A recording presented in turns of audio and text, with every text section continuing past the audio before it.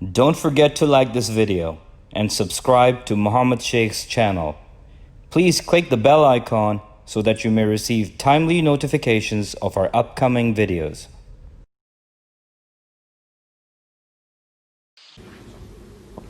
أعوذ بالله من الشيطان الرجيم. I seek refuge in Allah from the shaitan the rejected. Bismillahir Rahmanir Rahim. In the name of Allah, most gracious, most merciful. Assalamu alaikum wa rahmatullahi wa barakatuh. Peace be unto you, all of you. Ladies and gentlemen, welcome. I will go directly onto the subject as to what Al-Quran says about the vision or the dream of Ibrahim alayhis salam mentioned in the Quran. Ibrahim alayhis salam's attributes given to him in the Quran is given on the first page of that booklet.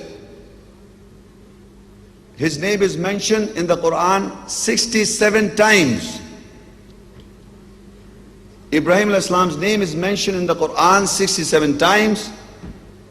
In Surah Hud, that is chapter 11 and ayah 75. He is referred as a tolerant, patient and deputy. Halimun Awwahum Munib. And in Surah Al-Imran 3 ayah 67, he was a true Muslim. Hanifam Muslima.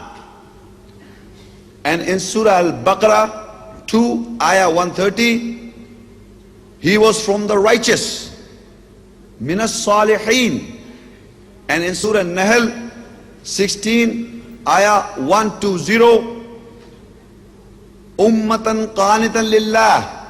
He was a devout nation for Allah.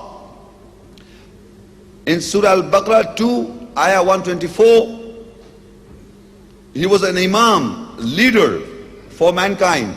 Linnasi imama. Al-Mumtahinna 60 ayah 4, Uswatun Hasana. Uswatun Hasana. He is the most beautiful pattern to follow.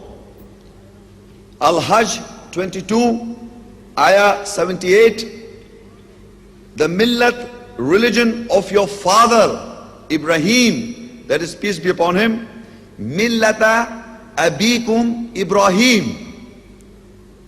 Al-Imran 3 chapter ayah 97, ayatum bayyinatum maqamu Ibrahim. His status in the house of Allah is the ayatum bayyinat, clear signs, is the standing position of Ibrahim, peace be upon him. His standing in the house of Allah. And in Surah Al-Baqarah 2 ayah 125, وَاتَّخِذُوا مِن مَقَامِ إِبْرَاهِيمَ مُصَلَّى.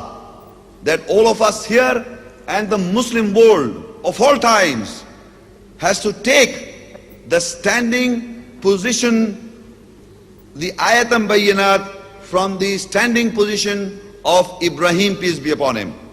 These are the few attributes and his standing in the house of Allah. As the title is, Ibrahim alayhis salam's vision or the dream. You see, any person in this world sees dreams in the sleep. And for that dream, you require interpretations to understand what does the dream means. In the dream you see many things, but what you see does not mean that is real in life. A dream, what you see when you are sleeping sometime, but that doesn't mean it is real. So Ibrahim alayhis salam also saw a dream, and that was his vision.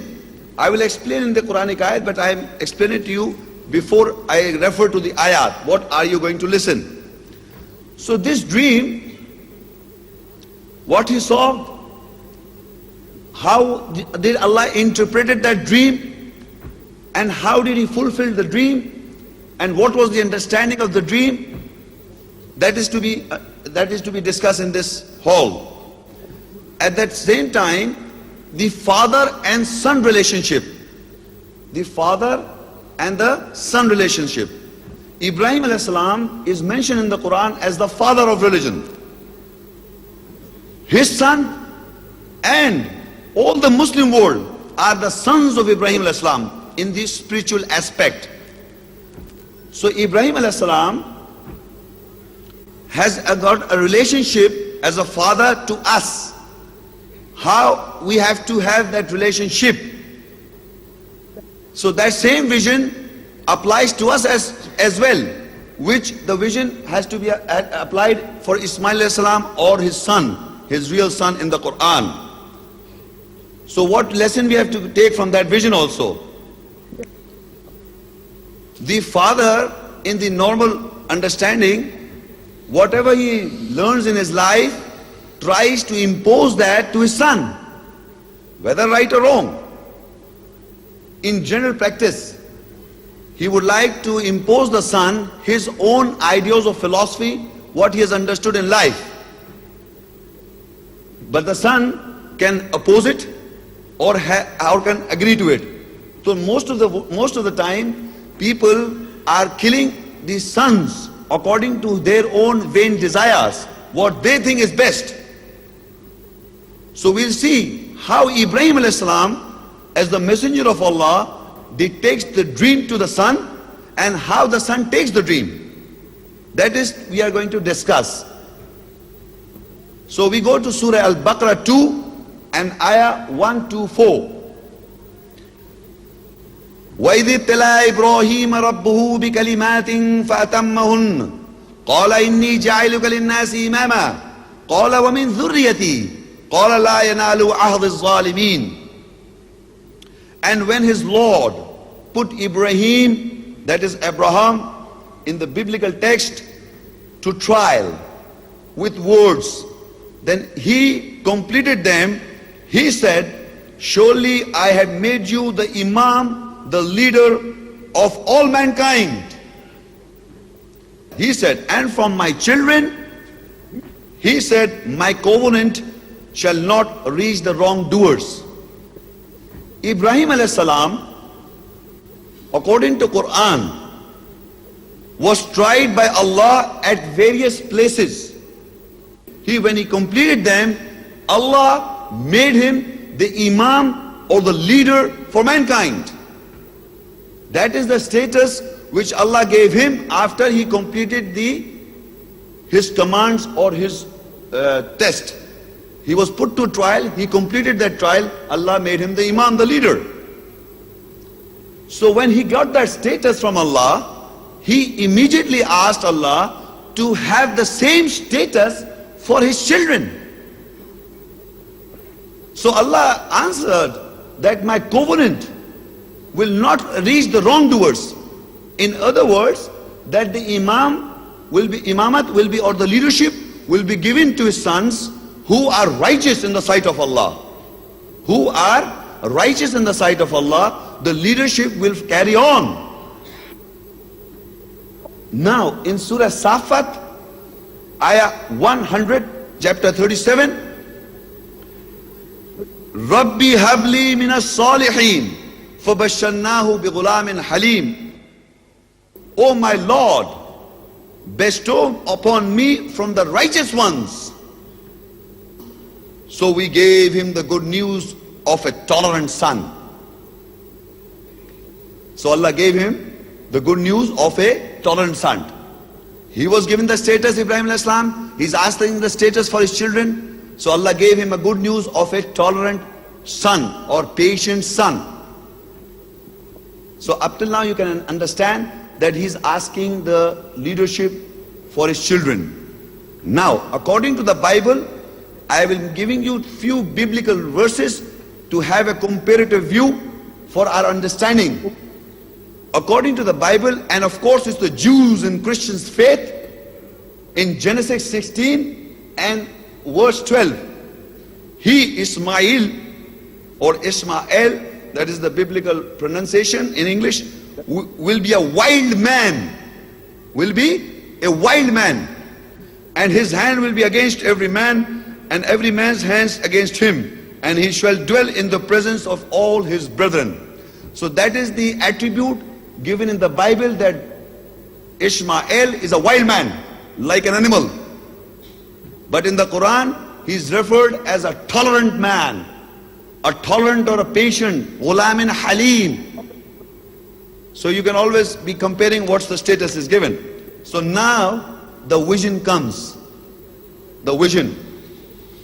In Surah As-Safaat 37, فَلَمَّا بَلَغَ مَعُ السَّعْيَ قَالَ يَا بُنَيَّ إِنِّي أَرَى فِي الْمَنَامِ أَنِّي أَذْبَحُكَ فَانظُرْ مَاذَا تَرَى قَالَ يَا أَبَتِ افْعَلْ مَا تُؤْمَرُ سَتَجِدُونِي إِنْ شَاءَ اللَّهُ مِنَ الصَّابِرِينَ.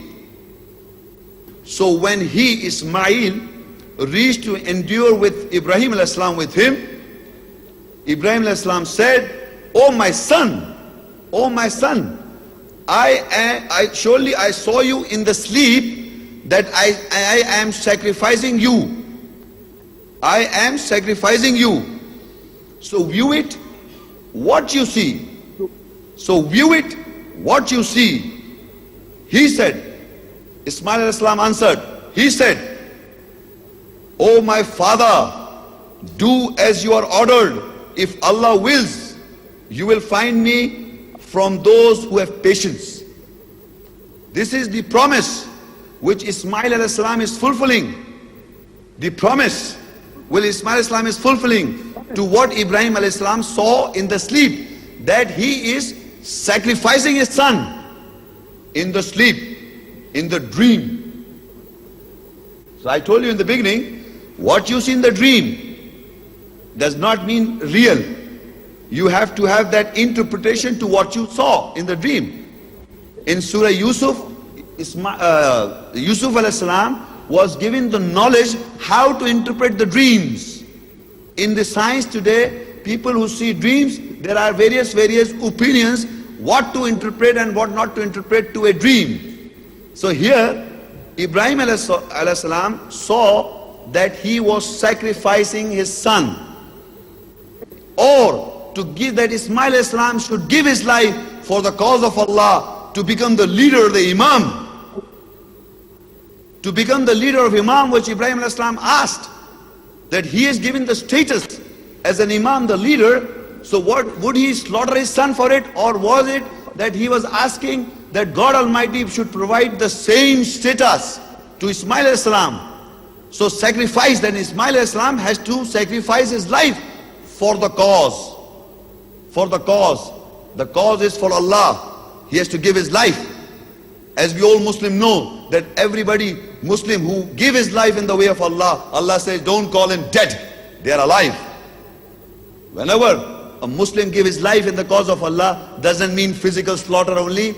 It's for the cause of Allah, you stand up. So that standing up is mentioned in the Quran here. And this similar story is mentioned in the Bible.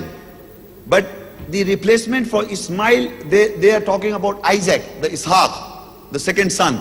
So the Bible says similar story is mentioned, and Genesis 22 verse 9, and they came to a place which God had told him of, and Abraham built an altar there and laid the wood in order and bound Isaac, his son, and laid him on the altar upon the wood. And Abraham stretched forth his hand and took knife to slay his son. When he had bound Isaac on the altar,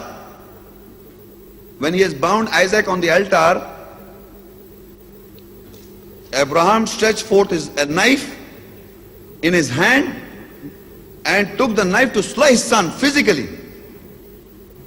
And in verse 12, God said, "Lay not thine hand upon the lad, neither do thou anything unto him. For now I know that thou fearest God, seeing thou hast not withheld thy son, thy only son, from me."